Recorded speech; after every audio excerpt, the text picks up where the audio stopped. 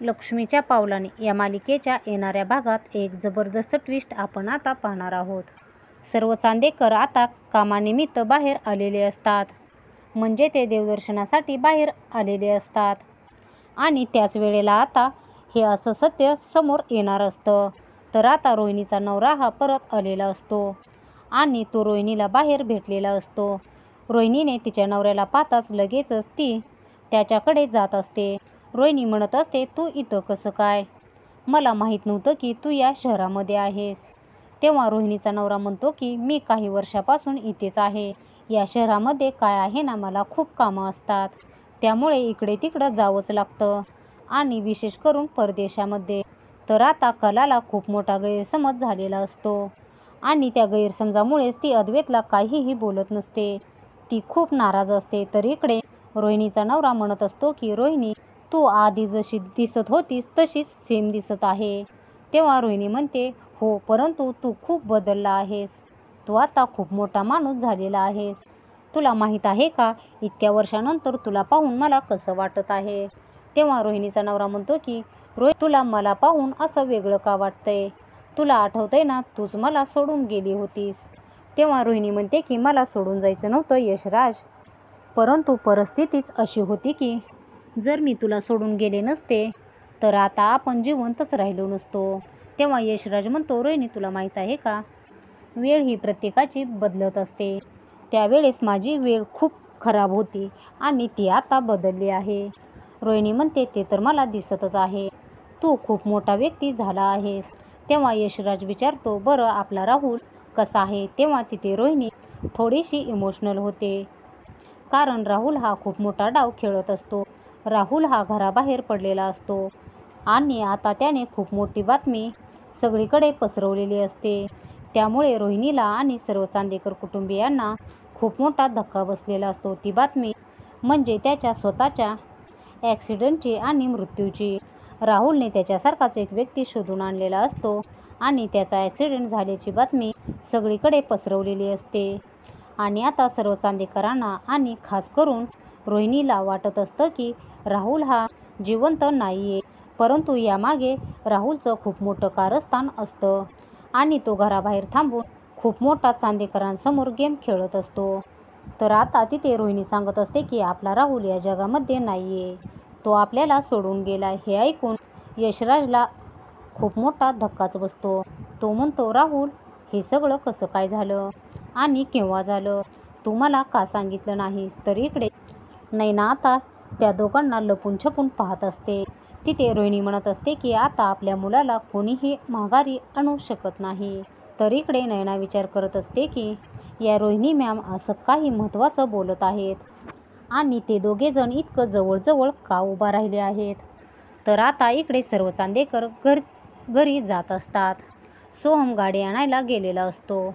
तर सरोज आणि नैना ह्या दोघी एकत्र येऊन कलाविरोधात खूप मोठं कारस्थान करणार असतात आणि त्या दोघीजणी एकत्र आलेल्या असतात. इकडे सरोज नैनाला म्हणत असते की चल नैना, आपल्याला यांच्या अगोदर घरी जायला हवं, कारण आपल्याला कलाचं स्वागत करायचं आहे ना. नैना म्हणते, हो.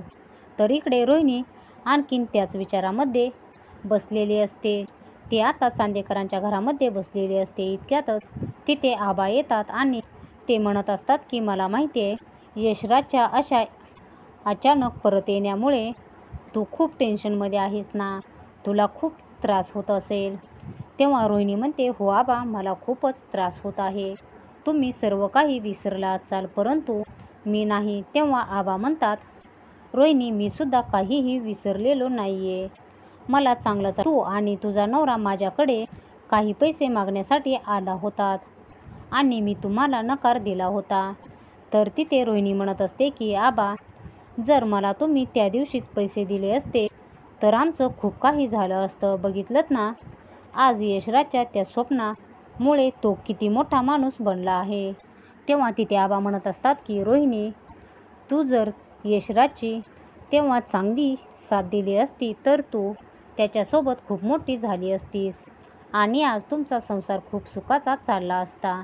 परंतु तू तसं काही केलं नाहीस. तुला फक्त आरामदायी जीवन पाहिजे होतं आणि त्यासाठी तू त्याला सोडलं आणि आता काय होतं हे तर तू आता पाहतच आहे. तुला नात्यांची कदर करणं कधीच जमलं नाही.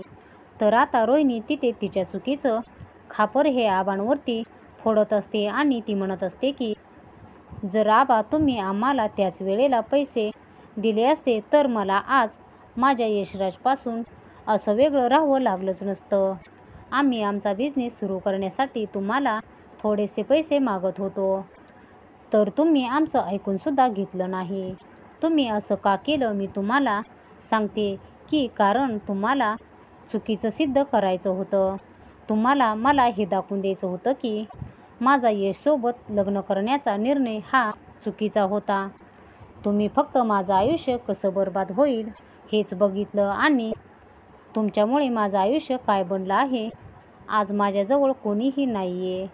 अभिनंदन आबा, सर्व काही तुमच्या मनाप्रमाणे झालं आहे. तुम्हाला माझं आयुष्य खराब करायचं होतं ना, मग अगदी तुमच्या मनाप्रमाणेच झालं आहे. जर आबा तुम्ही माझी मदत तेव्हाच केली असती तर मी आज खूप आनंदामध्ये असते आणि माझा राहुलसुद्धा माझ्याजवळ राहिला असता. असं म्हणत रोहिणी आता खूप रडत असते. तिथे आबांना देखील खूप वाईट वाटत असतं. आबा म्हणतात रोहिणी, इतक्यातच रोहिणी म्हणत असते राहू द्या आबा, आता खोटी काळजी करण्याची काय गरज नाही आहे. असं म्हणत ती बाहेर निघून जाते. तर आता अद्वैतची तब्येत खराब असल्यामुळे कला ही अद्वैतला गोळ्या औषध देत असते आणि कला ही अद्वैतची खूपच जास्त काळजी घेत असते. तर इतक्यातच तिथे सरोज आलेली असते आणि ती म्हणत असते मला माहिती आहे अद्वैत आता एकदम ठीकठाक आहे, परंतु अद्वैतची तब्येत अजूनही बरोबर झालेली नाही आहे. त्याने रूममध्ये जाऊन आराम करावा असं मला वाटतं. असं म्हटल्यावरती अद्वैत लगेचच रूममध्ये जातो. तर आता मालिकेमध्ये वेगळाच ट्विस्ट येणार असतो.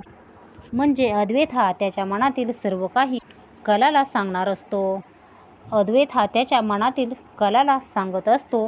इतक्यातच तिथे ऐनवेळी नैना आलेली असते आणि अद्वैत पाठीमागे पाहत असताना कला तिथून निघून गेलेली असते आणि आता अद्वैत समोरही नैना असते आणि आता अद्वैत त्याच्या मनातील जे काही बोलत असतो ते नैना ऐकत असते. अद्वैत म्हणत असतो की कला, माझं तुझ्यावरती खूप प्रेम आहे. मी तुझ्या विना जगू शकत नाही. परंतु तिथे कला नसतेच. कला ही बाहेर गेलेली असते आणि आता जेव्हा तिचं काम झाल्यावरती तिच्या रूममध्ये येते तर तिथे कलाचा आता खूप मोठा गैरसमज झालेला असतो. अद्वैत हा नैनाला काहीही बोलत असतो. कलाला तिथे पाहून खूप वाईट वाटतं आणि अद्वैत माझ्यासोबत असं का वागतो हे कलाला कळतच नाही. कला आता खूप चिडते आणि रागाने ती तिथून निघून जाते. तर आता अद्वैतला जेव्हा समजतं की त्याच्यासमोर नैना होती, ती कला नव्हती हे समजल्यावरती अद्वैतला खूप मोठा धक्काच बसतो आणि त्याला आता सर्व काही सत्य समजतं. तर आता अद्वैत कलाचा हा गैरसमज कसा दूर होणार आणि कलाचा राग शांत होणार का हे आपण येणाऱ्या व्हिडिओमध्येच पाहणार आहोत. लक्ष्मीच्या पावलाने या मालिकेचे पुढील धमाकेदार ट्विस्ट पाहण्यासाठी आपल्या चॅनलला आत्ताच सबस्क्राईब करा.